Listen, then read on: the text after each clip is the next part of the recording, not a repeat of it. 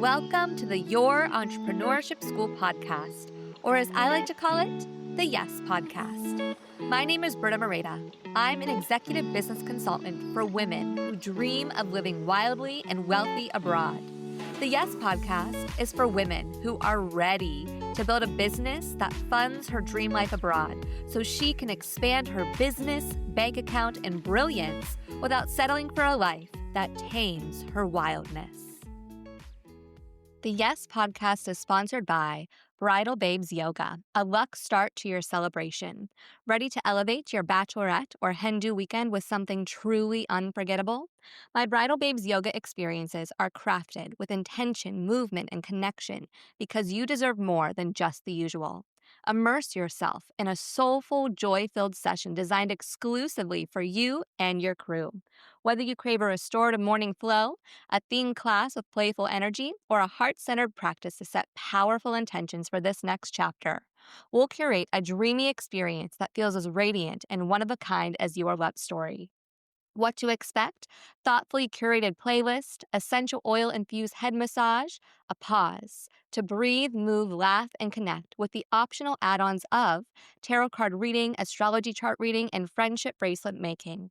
This isn't just a yoga class. It's a radiant start to your weekend, an unforgettable moment of luxurious relaxation and joy before the confetti. Let's make magic for your bridal crew. To book a Bridal Babes yoga class, you can go to brittamoreta.com/bridal-babes-yoga or find our link in the show notes.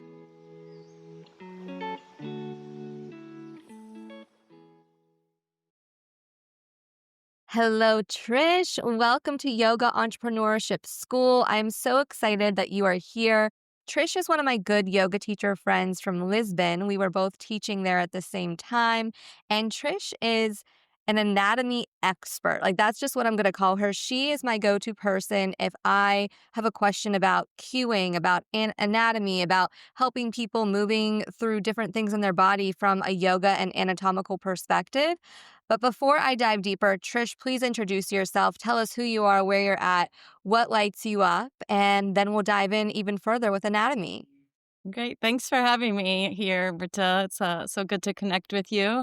So everyone, my name is Trish Corley, and as Britta said, I'm in Lisbon now. I'm originally from the U.S. and lived in many cities there and taught in many cities there, as well as Singapore. But before teaching yoga, I still am a physical therapist. So I studied and practiced physical therapy for many years. And then I became a professor at a physical therapy education program in the U.S. in Houston, Texas. And that included being the professor of functional anatomy. And that was actually my first year as a professor and a program director. I was a little in over my head as a very young PT.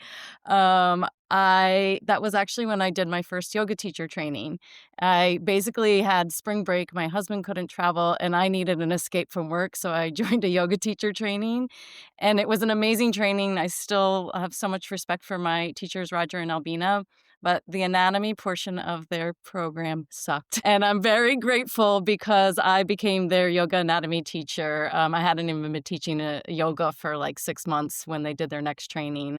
And that has really been a big part of my path is really making yoga anatomy fun, accessible, and easy to understand so that yoga teachers and yoga students can understand their bodies more and understand how to cue better and just overall really use anatomy rather than just kind of learn this dry material and then throw it away. So yeah, that's a little bit of my background. And now I'm in Lisbon. I now also lead 200-hour yoga teacher trainings, and my school is the Yoga Anatomy School. I also have online yoga anatomy courses there and a yoga teacher mentorship. So that's me in a nutshell. Love this nutshell. I didn't even know some of these parts of your journey, so thank you for sharing. Before we dive deeper into anatomy and just supporting yoga teachers and students on this podcast episode, because this is the Yes Pod, can you tell us what you're saying yes to today? So quite literally, I have said yes to upgrading all of my systems inside of my business, inside of the Yoga Anatomy School, as well as my website. I have 2 websites. One's for the school and my other is trishcorley.com. I'm really saying yes to building my personal brand and updating my system. So I was a yes for being on Kit and Squarespace for a few hours prior to this podcast. But all in the name of getting my content that I really powerfully believe in out to more yoga, mainly teachers, but I have some stuff for students as well. I love this. I am all about having excellent systems for our yoga businesses. I also use Kit and Squarespace for my yoga business. So, if you're a yoga teacher listening to this, it's really important to have systems that are easy for you and your students so that they have just a more accessible way of finding you and working with you. Thank you for sharing that, Trish. Um, I would love to know your take on just where we're at in the year 2025 with yoga teacher trainings and anatomy. Do you see where in these trainings that there could be room for improvement? For example, I take a lot of yoga classes all over the world, and I am constantly experiencing either really excellent yoga classes where they know about the anatomy, they know what's happening in the body, they know how to safely move students through a class. And then we have the whole other side where people do not know how to teach yoga from an anatomical perspective. I find that this is very black and white. Where do you think in a yoga teacher training that we could do better in leading our yoga teachers to be through anatomy so that they can be the most supportive teachers for their students? Yeah, I echo everything you just said in terms of the quality of the teaching, and there's many aspects of it, of course, but certainly a big aspect being rooted in the anatomy and being able to guide people. And I think from my perspective, it's funny because I've gotten this question before, and I'm kind of like, I've only been involved in yoga teacher trainings with great anatomy, other than the first one that I already talked about it, because I just have this understanding of the anatomy, so I guess I've seen things differently when I've been presented with cues. So I'll say one example that I think happens in a lot of teacher trainings, and certainly in some of the trainings I did after my 200 hour, is that where people are taught cues, and they're just taught, like, here's what to say for this posture, here's what to say for that posture. Usually those cues, like, they work, but what happens is the students or the teachers, they don't understand why the cue would work or what the anatomy is behind it. So there's a disconnect. They say the cue and it's like they're just parroting something. They don't know to look to see if the cue really landed because they don't understand the anatomy behind the cue. So I think that's the big things that we can do an improvement in, and a big part of how I like to teach and actually teach based off of cues and then really study the anatomy behind each cue, so that you can determine, or a teacher can determine, like, is this a good cue to use or should I use a different cue right now based on what they're seeing in students' bodies. I'll say the other thing I think happens in some, this was my experience of my first teacher training, but I know it's continuing to happen because I continue to hear from yoga teachers that go to different training, is they just learn some dry anatomy and, like, no application of it to yoga. And it's like, what's the point? It's literally like to check the box on the Yoga Alliance certification or some shit like that. So there's that. I've also have been witness to some people teaching yoga anatomy. I'll say, like, a really esoteric, even like poetic, beautiful way, kind of speaking to, like, the cells of the body are like the earth and the elements and everything. And I think it's really cool and fascinating, and I love to hear about that. And it doesn't really translate to if you are guiding a asana practice. Like, there's just a disconnect there to actually be able to see. So I'm not saying get rid of that poetic stuff because I think it's kind of cool and interesting. I just don't think it's all that practical when you're actually teaching asana. Wholeheartedly agree with this. When I did my yoga teacher training about 10 years ago, I studied under people who have PhDs in anatomy. So mine was less poetry and more, this is exactly what's happening in the body. And here's 5 to 10 different ways that you can share this with a student via cueing. And I remember once that I used the word energy to describe a cue. And I immediately got stopped and was like, we don't say that in this yoga class. And I fully understood that, yeah, because, like, that's not gonna land on everyone. And I'm also wondering, what are your thoughts on, we teach something to a student and it doesn't land on them? And for me, I'll teach something and I look to make sure it lands. And if not, like, I immediately say it in like 2 to 3 different ways. I'll even like demo it on my own body. Do you think that this is supportive to, in my opinion, like, we all learn in different ways. We all experience life in different ways. So when we're teaching yoga, do you think it might land on these 5 people, but then these 5 people it didn't? So how can we, in a yoga class in that moment, like switch them into something that they're going to further understand so that they can be in the posture with us?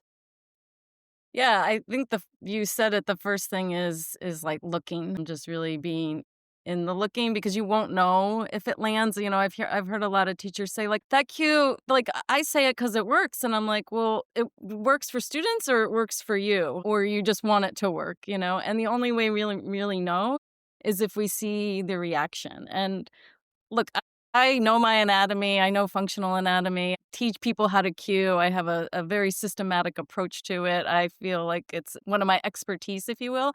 I still say stuff, and yeah, is that say what I just thought I said because people just don't get it at times. And that's nothing that we as yoga teachers can control because everybody comes in a different experience of life. And so some people are like just caught up in the day's stress, or they're like their mind and body aren't even really like, yeah, they're physically in the studio with you, but they're somewhere else mentally, and so they don't hear you. Or it could be like they just have an auditory processing disorder and they don't really hear things, or they don't see things, or they just don't feel like it. Like, well, the reason I could spend the next, the whole podcast telling reasons we don't understand.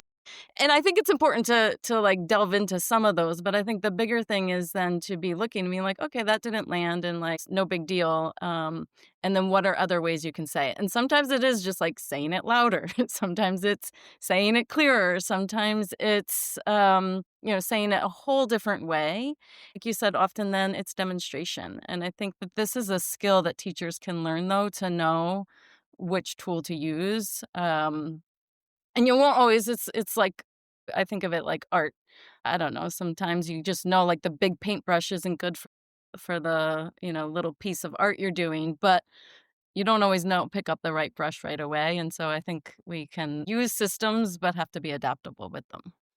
That makes sense. And do you think that in a yoga class, we need to be demoing the whole class or providing demonstration in general? Because when I was trained to just teach verbally and that we only demo certain words. And then I had a second training where I was taught you demo the entire class. So for me, when I teach, it's kind of a mixture of both. And I will demo the first part to make sure that they know how to do certain things that I'm going to teach throughout the class. What's your experience with that? So one thing I'll say about myself is I'm very careful about saying, like, there's a right way or a wrong way because, like you, like, I had my right ways and then I'm like, "And my wrong ways?"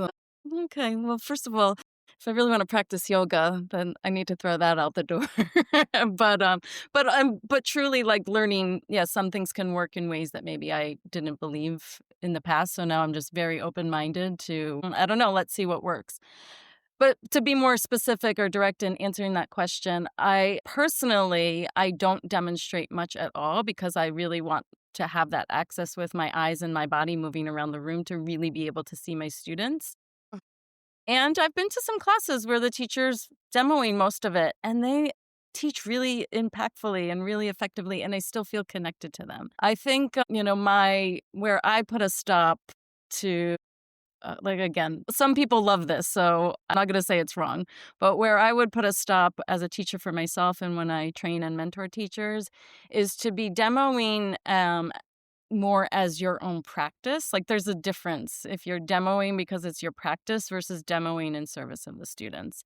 And I'll be very honest, I teach Monday mornings here in Lisbon, and sometimes I, get up just in enough time to get to open the door to the studio, and I haven't moved my body much. And so I do a sun salutation or two with this. This is not in service of the students. This is for Trish to move her body. But then in the bigger picture, I'm like, well, I have to move my body a little so I can serve the students better, but I should get up earlier. But it's a clear difference. Like, I can feel energetically like I'm doing this because I want to move my body versus I'm doing it because the students would benefit from seeing me, or sometimes even just the movement. Like, I teach some small classes here, and, just my own movement of the sun salutations might get, the 2 or 3 students in the class moving more fluidly together. So there's always a variety of reasons to demo, and I would just say make sure it's not for your own practice.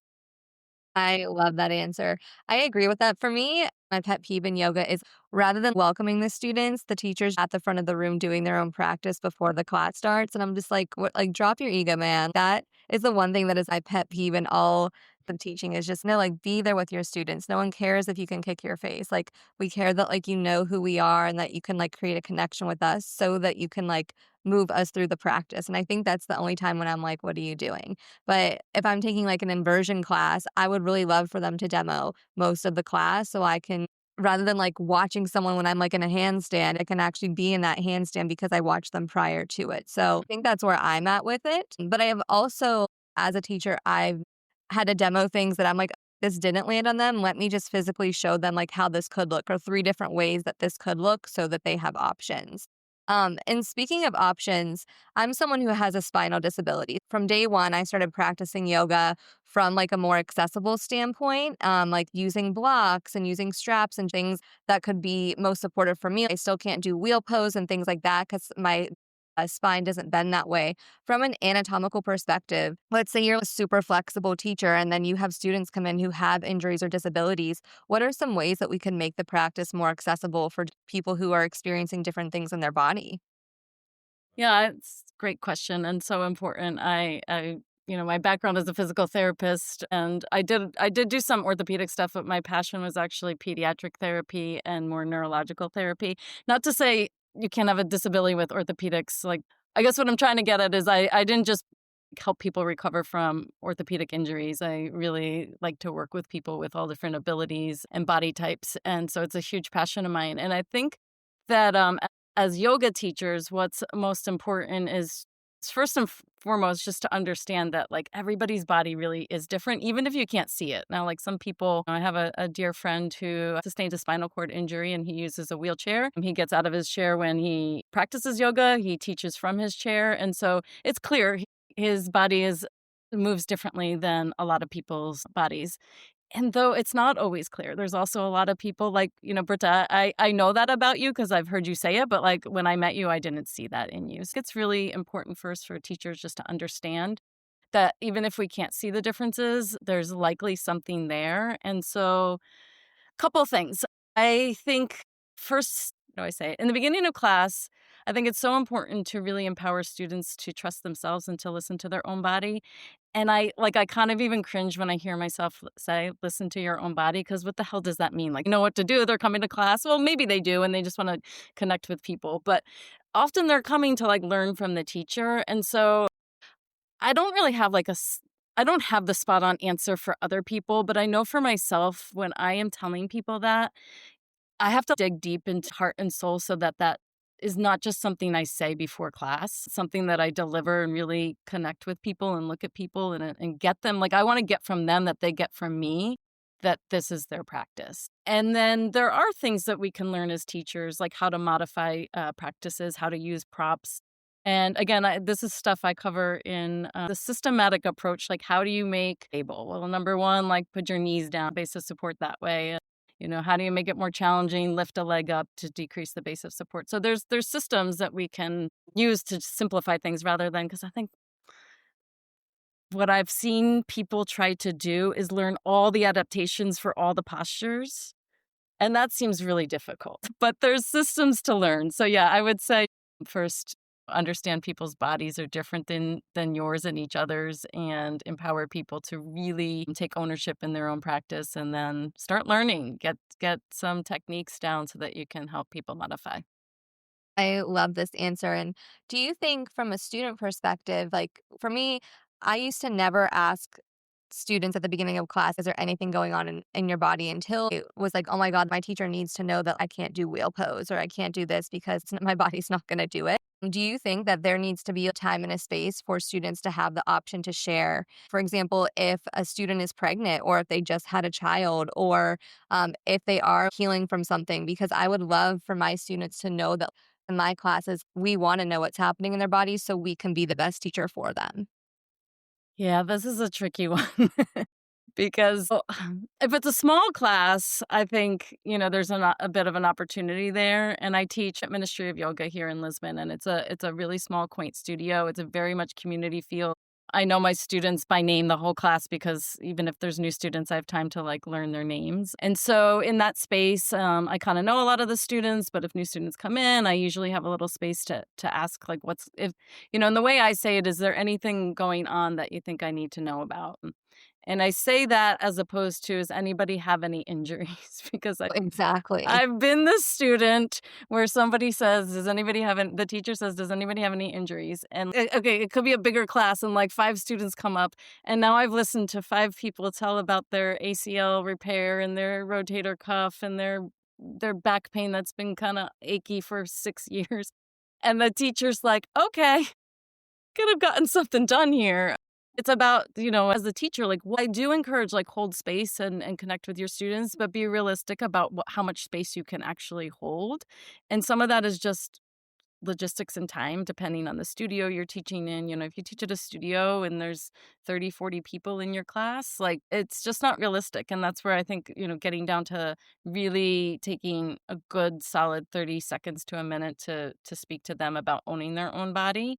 I think, to my experience when I first started teaching in Houston, the studio I worked for first was actually owned by an accountant and an attorney, and, um, we were taught for liability's sake, and I've heard both sides of this argument, but I mean, what I was taught was for liability's sake, we don't ask about injuries because I'm still gonna call chaturanga and warrior two, whether somebody hurt their shoulder. And if I asked about their injury but still called those postures, like, the liability increases. But that's a very American thing. I agree with this though. Like I tell my teachers, like, if I'm taking an inversion class, like, right away, I'm just like, "Hey, just so you know, I can't do this. Like, I don't need to tell you my life story, but, like, I'm just not gonna do this and I'm gonna modify it." But I do that as a teacher. Like, I know that that's my responsibility, but I don't know if I would ask students about injuries. I would probably say, like, "Is there anything I need to know?" Like you said, like, anything pertinent that I need to know, and I totally agree with you with that. I think what I would do is, like, if I was a teacher in that, let's say, predicament, I think I would just even if I have a student who's been practicing with me for a couple years, I would just go around and make sure everyone has the props needed so they modify and own their practice if they want to modify it rather than only some people getting props. I just make sure everyone has it because I feel like I'm more covered than as well with that. Yeah, I love that. I put a yoga block on everyone's mat, and I don't tend to call to use the straps much. And as I'm saying this is like an upgrade for me. Maybe I can start putting a strap on everyone's mat too. But I just want the block there. Because we were like, I don't need it. And I'm like, well, maybe I'm going to do something with it. Like sometimes we say, everybody pick up a block and we do something with it.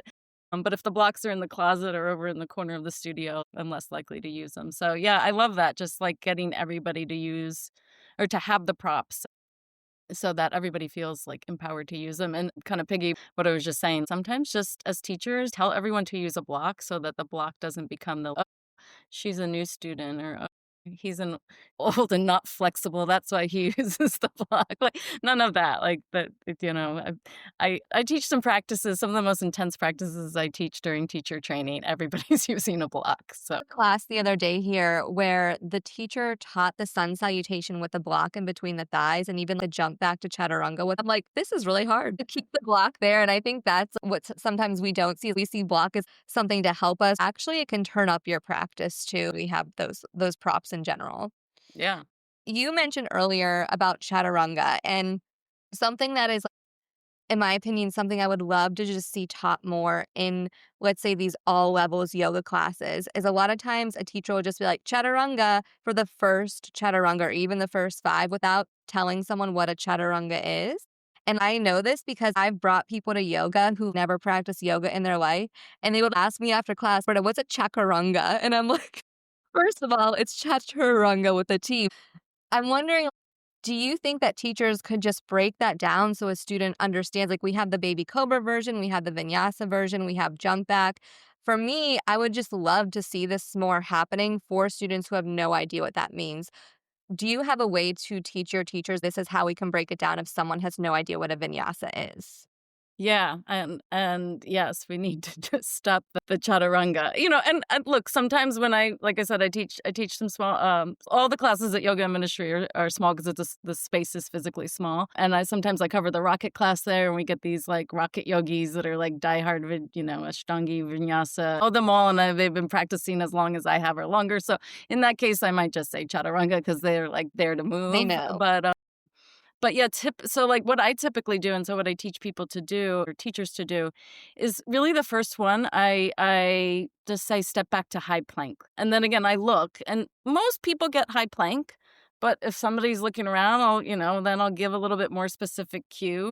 Um of stack your shoulders over your wrists, or I'll say like the top of a push-up position or something like that. Also though, a little bit what we were talking about before, sometimes I don't have to demonstrate because the other students in the class will do. But yeah, I most often when I'm teaching vinyasa classes, the first chaturanga is a high plank, and then I just watch and observe their high plank and give some cues to get more what I say like in the line of tadasana while they're in plank. So common, people their shoulders are rounded, their pelvis is anterior, these things, and then choose really just one, because look, honestly, if I wanna correct everybody's chaturanga, great, then we would hold high plank for The whole class.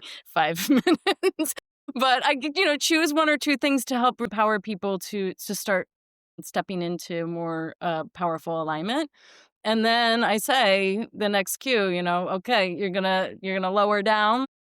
I do call it chaturanga so that people start to learn the name, but lower down chaturanga, give some options to lower the knees. And if I see an absolute disaster on the first one, everybody stop, look up here, and then I'll demonstrate chaturanga with my knees down so that it becomes an accessible version. And then the students that don't want to put their knees down, they don't have to. Yeah, it's an But option. yeah, but I think, and then, and sometimes I do 3 sun salutations and we stop onto high plank to low plank and put the knees down and I cue all that. It really depends on what's happening in the room. But I agree with you. This chaturanga is this like, I don't know, it's gets treated just like pose, which I mean, all the poses can have challenging with their alignment, but it's like your whole body is against the plane of gravity. You need to use muscle to lower against gravitational forces. And yeah, it's not easy. I love your answer on this and like the feedback you provided on like this is how I would teach someone. And I love that you like brought in anatomy and you called it a chaturanga. And I teach very similarly. And when I say chaturanga or when I say vinyasa flow or flow, this is what I mean. And I literally spell it out like that. And I think how you said it too is just so important, especially for people who are new to it. And I love how you're like, yeah, well, we could just stay in this plank for 45 minutes to correct everyone. Like that's everyone's favorite class. I have this opinion, and I could be wrong, but I really try to catch myself when I try to tell a student like how they should feel in a pose, just because like we're all showing up from life in different ways. And something I've noticed quite recently, and I don't know if this is like a Paris thing and they teach it in all the classes here, but side twist. A lot of people here call it easy twist. And I always think, what if it's not easy for everyone? It might be easy for me, but sometimes a spinal twist is quite hard for someone who might be in a desk for 8 hours a day. What are your thoughts on telling people how they should feel in a pose versus let's just talk about the anatomy of it? I'm still laughing at the easy twist because I'm like, you're right. Like it's not necessarily easy. But yeah, I actually mentor people and teach this a lot, to avoid saying what to feel, but rather to invite people to observe what they feel. And it might be great like to even get more specific in terms of a body part. Let's just say you were teaching a twisted lunge, I'll call it. And so, yeah, when you're twisting, your spine is moving, your ribs, rotating around. And so it might be appropriate to encourage people to notice what they're feeling in their thoracic spine, where their ribs are, because then they can check in and see what they feel in that specific spot. Because if you just say like throughout class, notice what you feel, like people are probably gonna, check out and think about, feeling tired or feeling like I don't want to be here and stuff. But so specificity on where to feel, but not what to feel. And I feel like we have like other things in yoga to help us. Like if people put like a yoga playlist on and like set the mood, there's also like the lighting. And if you do sound healing, like all these things to like, if you want to facilitate an emotional class, but also just like leaving it up to the students to if they want to feel, how they want to feel. And I love how you talked again about just like what's happening in the spine and the rib cage, just versus like lift your right hand up, easy twist. Like, no, like what's actually happening in that part of the body. It's kind of like in a half pigeon when you're like breathe into your hips. And I'm like, what the hell does that mean? I don't know how to get air into my hips. And I'm just like such a yoga teacher in that way that I'm like, what does that even mean? And I'm constantly questioning myself. How can I say this in 5 different ways that land in different ways just to experiment as to how we can experience a posture in our body? Yeah, I I just was in a workshop. I was a teacher. It was an anatomy training I was doing recently with yoga teachers, and a bit of this came up in terms like with this language. Somebody was what they asked me, "Do you what was it? I guess open your heart." And I think we were doing. I can't remember. It was definitely a back bending posture.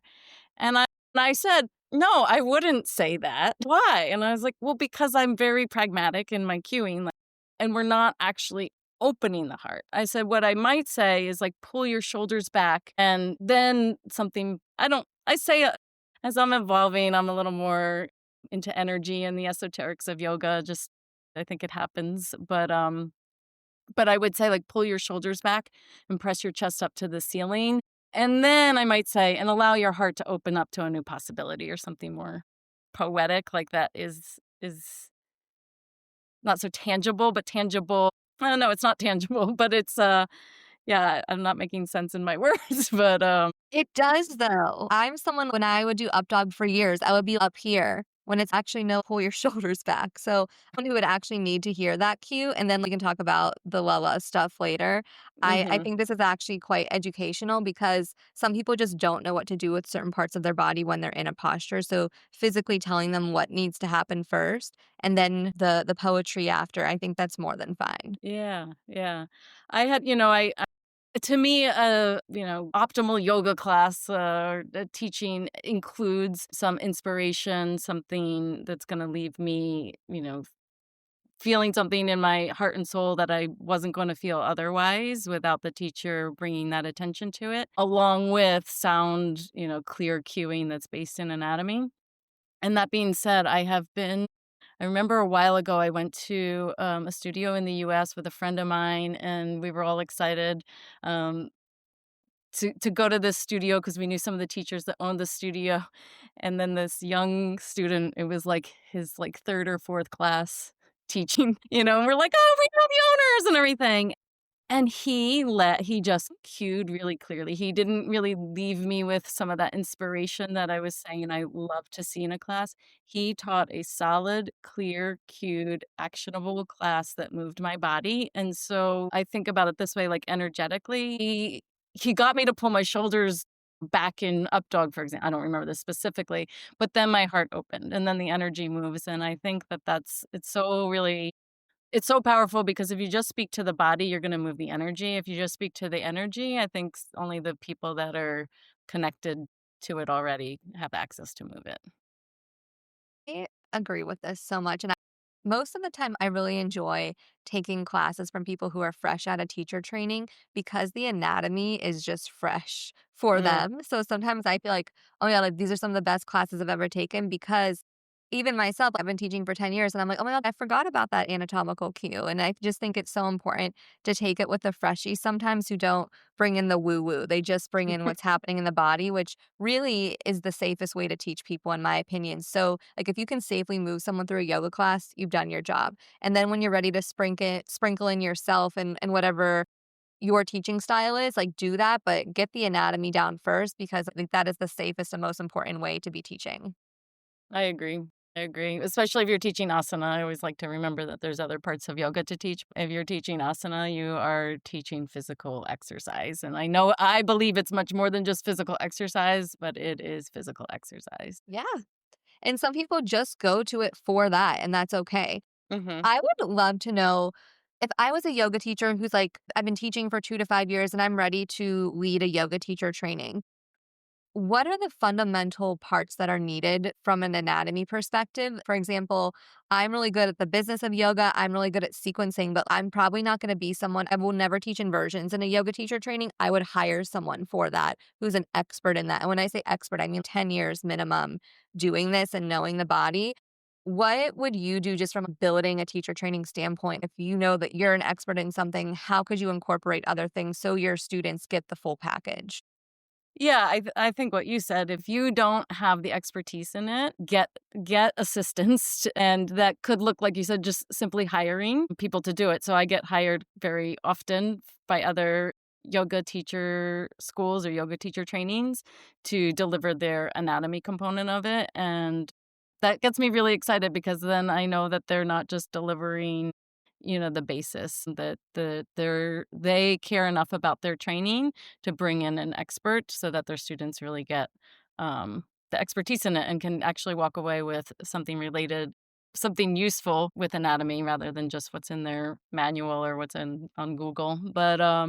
But I think that goes for all of the aspects of the training. And for me, I actually do lead. I just led. Well, we're still finishing up. We do some online components of it, but I just led the first 200-hour teacher training that I've ever led in Lisbon and Portugal, and I can even say Europe. I'd led them in Singapore and the US previously, but first time here in Europe. And while I was planning it, and so many yoga teachers so graciously, said, "Oh, do you need any help with this module and that module?" I actually do the training completely by myself. I have an assistant to support as like a supportive role to help me throughout the training, but I lead content. But I will tell you my background, my teachers that I mentioned earlier in Houston, I was a student of their first 200-hour teacher training. And then was the anatomy teacher of their second 200-hour teacher training. And I assisted their third 200-hour teacher training, meaning I showed up the whole entire training and assisted and learned from them. And they took time with me to teach me what they were teaching. And then I stayed with them for 2 more teacher trainings where I started taking on different roles, and they actually mentored me and gave me feedback.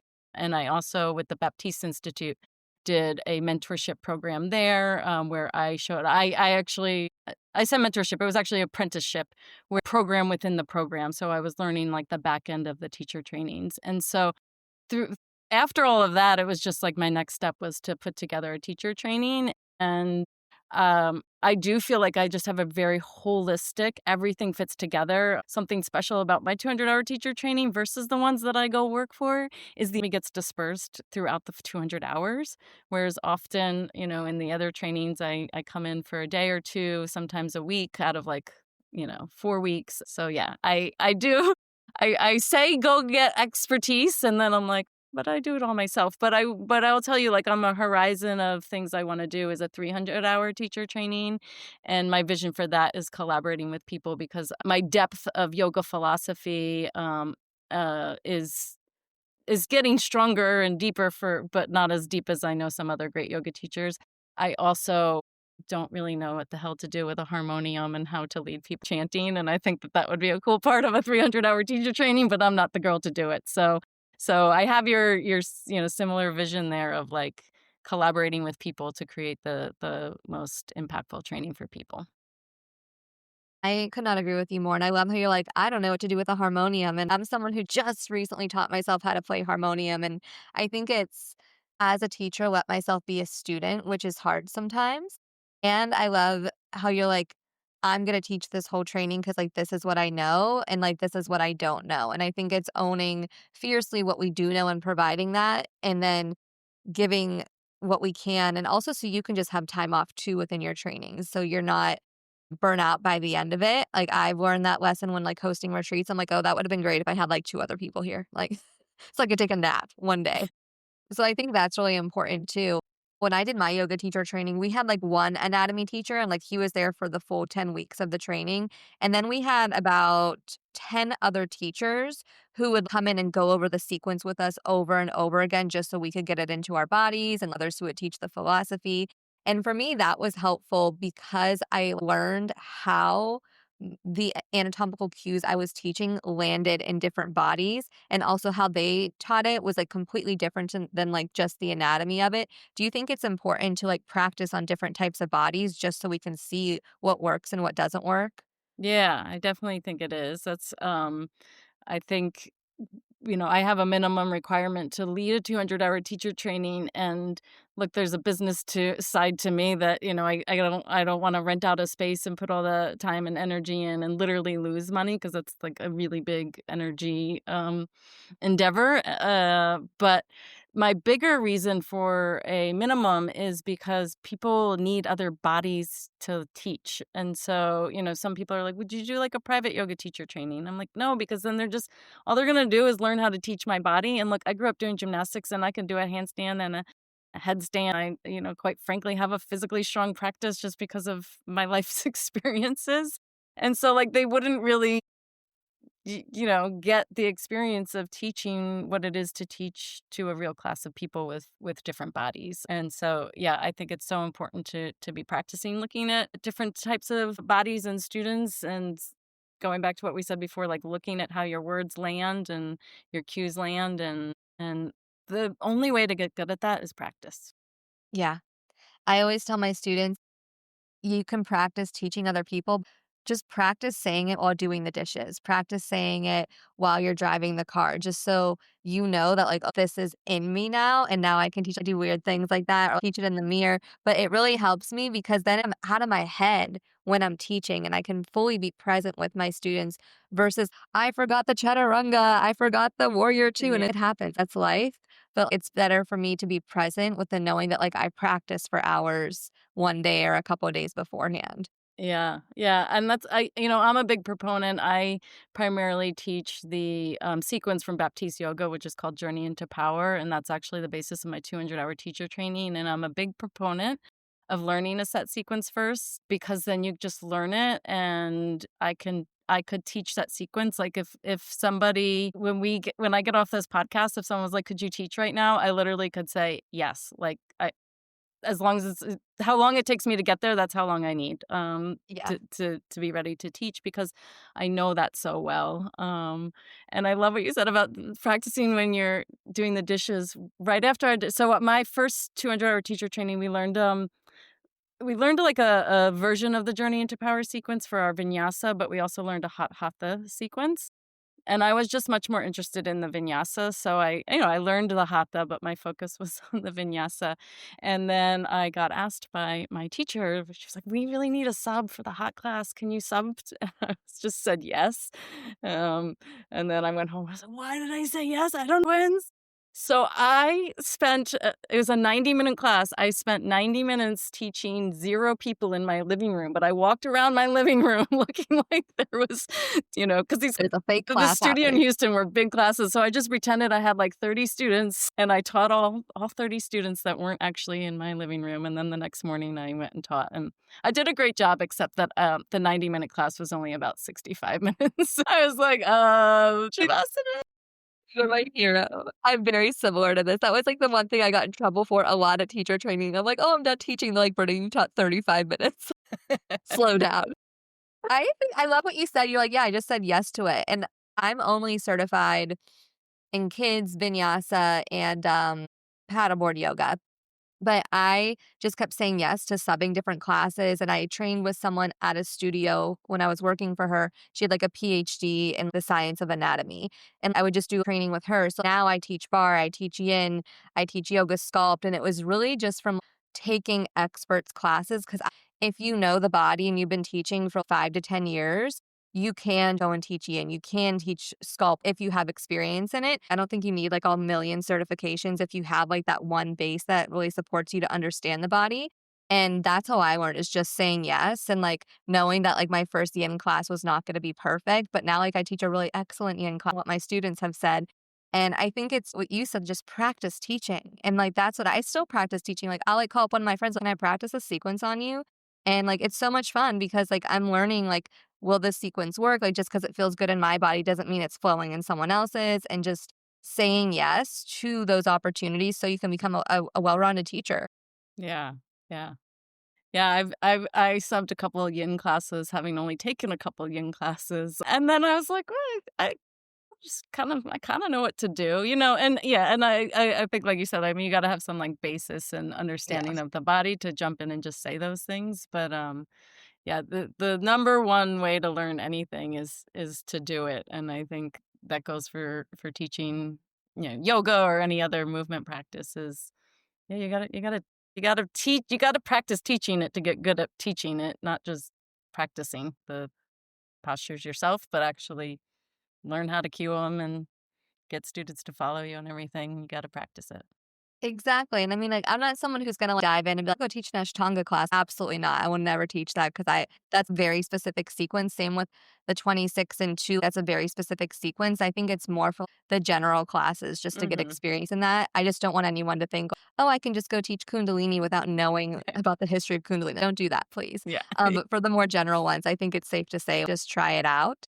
And, like, I've taken, like, for example, yoga sculpt classes where it's, like, a straight up cardio class, and I've taken yoga sculpt where, like, a teacher taught Warrior 3 for the whole class. Really hard, but, like, they broke down the anatomy and, like, how your body sculpts into that. So I just think there's so many different ways to teach things. I've taken vinyasa classes where, like, a teacher has taught about the ankles and feet for the whole class and based a whole sequence off of that. So I think it's just we all have different styles of teaching, and it's what we say yes to. Yeah, I love that. I love that. I have one last question for you. In a yoga teacher training, we have 200 hour, the 300 hour. Do you think that there can be, for example, I love anatomy and I would love to take just a 50-hour anatomy training. Do you think that that could be supportive for teachers who've already been teaching for X amount of years? And like, how can we just add on 50 hours for a training? Like, would you just make it about inversions? Would you just make it about specific pose? How would you create something like that that's a little bit smaller but very impactful? Yeah, I I get so excited, like, creating trainings and content for new learning is, like, it's, it's my favorite thing to do, and it's what I, quite frankly, sometimes spend way too much time doing instead of setting it up in Kit how to get it delivered to people. But, yeah, I definitely think we could. And so I would say a couple, or there's infinite numbers of ways to deliver it, but one thing that I actually have, like, a 30-hour online training Mhm. it's for yoga teachers, but, to assume that you're already a yoga teacher, at least a 200-hour teacher for it. So I think it's really great, to have these additional modules, but I do think, like you said, it needs to just be a little bit different than what's in a standard 200-hour teacher training, which can be tricky, though, because what's in a standard 200-hour teacher training is, Exactly. we don't necessarily know. But, like, what my, online program is I really go through, like, a set of cues that speak from the feet up through the head and all the way out to the fingers in the position of Tadasana. And then so we, like, practice the cue, we look at the cue, we feel the cue in our own bodies, and then I, like, break down the anatomy. So it's just a different way, and I've had some people take my online course, that are teachers, and then afterwards, I've actually gone and taken their class and can hear a difference in their class and their cueing, and they've given me feedback that, like, it's really helpful. So I think it can definitely be really valuable after you've been teaching a bit, because sometimes, like you said, we just have to keep being students as teachers. I also really love your idea. Like, could we do a whole, like, inversion yet anatomy-based training? But, yeah, I mean, I think that could be fun. I think one of the things is, something I have, and I'm kinda just thinking out loud as I'm saying this, like, I've gone back to some studios. So sometimes I do the 200-hour teacher training, or, the anatomy part for a 200-hour teacher training, but I'll change it if I'm returning to a studio, because we'll also often open the week if it's a weekend workshop type thing, I'll open it up to other people. And I know, like, I worked with one, studio, and the owner and lead trainer of the studio of the training was so frustrated because everyone was like, "Well, we already had anatomy in our teacher training." She Did was you like, though? but you didn't have anatomy with Trish in this capacity, like, yeah, Yeah. and you know what, like, this is still the humorous, whether I'm not here to, like, teach you some profound new name of, muscle or bone or something, but every teacher brings something differently. Like you said, how many vinyasa classes have you been to that are wildly different? I think the possibilities of continuing education in, like, these 30 or 50-hour modules is infinite. And I think you said too, we don't necessarily have to just keep going to more and more trainings to be better teachers. I do think we need to continue to be students and come with curiosity. And I think it's a wonderful place to be in a teacher training, like a 30, 50 hour. I've done several of them because it's been a point for me to, like, connect with community and other teachers and learn and grow. So yeah, I'm all for it. Thank you. Now I promise this is the last question. I love talking about yoga and anatomy. I could do it all day. When I first started teacher training, I was a fresh yogi. I was probably practicing yoga for under 2 years. And I didn't know that a yoga teacher training might only offer one style of yoga or a couple. And what questions would you want yoga teachers to ask before taking a training? Like, I remember I took a paddleboard yoga certification, the best one I've ever took. Every single day after the paddleboard yoga, they taught us a different style of yoga. Like, I learned how to like practice yoga on like this like wakeboard. I learned yin yoga. I learned like a power vinyasa flow, and I got all these different styles of yoga that to this day have like made an impact on my teaching. I'm all for like if it's a vinyasa 200 hour, of course you're going to teach vinyasa, but I also learned how to teach kids yoga. I took like a couple Kundalini classes in my 200 hour. How can we as teachers advocate for ourselves? If I'm paying $2,000 to $4,000 for this training, what am I actually learning? Yeah, I think it's important to, you know, I think yeah, I'm gonna say you pay for what you get. And I think what I have seen because I've done a lot of research and just different, you know, teacher trainings out there, whether I've been part of them or just researching them online and whatnot. But what seems to be true when in my observation is the really high quality trainings will give you some insight and access and even insight for sure, and even access to the teacher. And that might be sometimes, I know some of these programs are really big, and so you don't necessarily have time to like connect one on one with the lead trainer, but having access to like emailing someone back and forth, or the teacher, the lead trainer having set up a series of videos to introduce you to what you can expect. I have seen some other trainings that, yeah, the price is lower and the venue is beautiful, but like there's not much about the teaching. And it's like, well, do you want to go on a yoga retreat, a vacation, or teacher training? And those to me are all three very different things. And so I think, as teachers, if we're signing up for more teacher trainings, we need to advocate by just putting the pressure on and saying, asking the questions. Can I connect with the lead trainer? And if not the lead trainer, that knows really closely from the lead trainer what I can expect. Because yeah, I have seen people sign up for trainings and return disappointed because they either didn't get what they thought they were going to get, or sometimes they got something that they didn't expect, and it's just like they weren't comfortable with it, and then they were really disappointed because it's a big, and not only the finances, but it's a big investment in your time as well. Exactly. I think you answered this just so gracefully because there's so many moving parts, quite literally, in a yoga teacher training. And I think I didn't even think about that. Like, hey, can I connect with the lead teacher? Because for me, I would just be like, what types of yoga? What is the schedule? But do I even vibe with the teacher who's leading this? Is Hmm. it going to be a good energy exchange for me? Because that's actually the most important thing because you're spending 200 hours of your time with this person.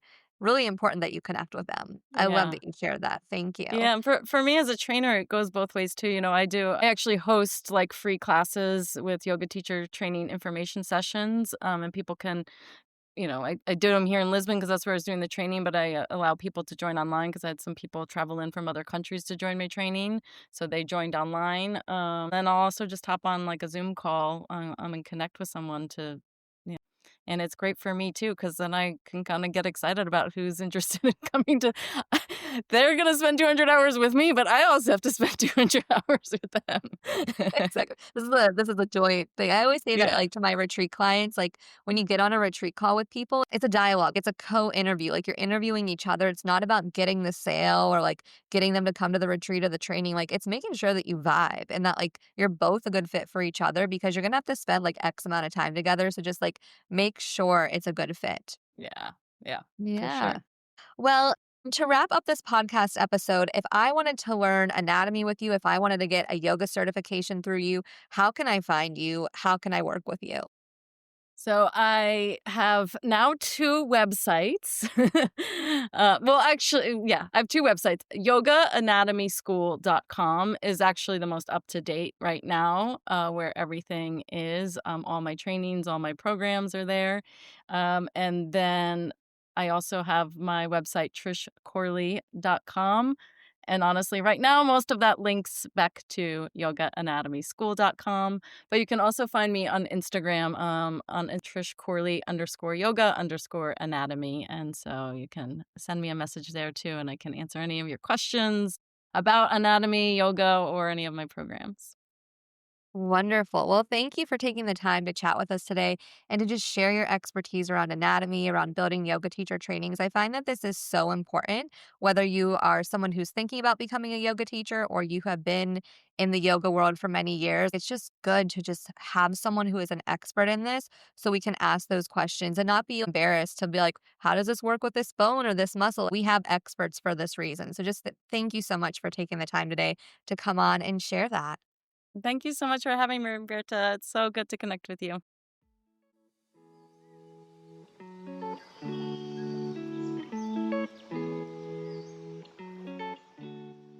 If you are a women run business and want to be featured as a commercial on the Yes podcast, then send an email to britta@brittamareda.com or check the show notes to get the details.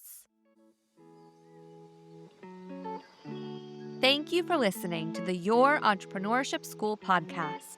If funding your life abroad sounds like something you want to do, then check out the show notes to find out ways we can work together. If you feel called to leave a review, then you can find me on Apple Podcasts, Spotify, and YouTube. I'll see you on our next episode where we will expand our business, bank accounts, and brilliance without settling for a life that tames us, all while saying yes to our wildest dreams.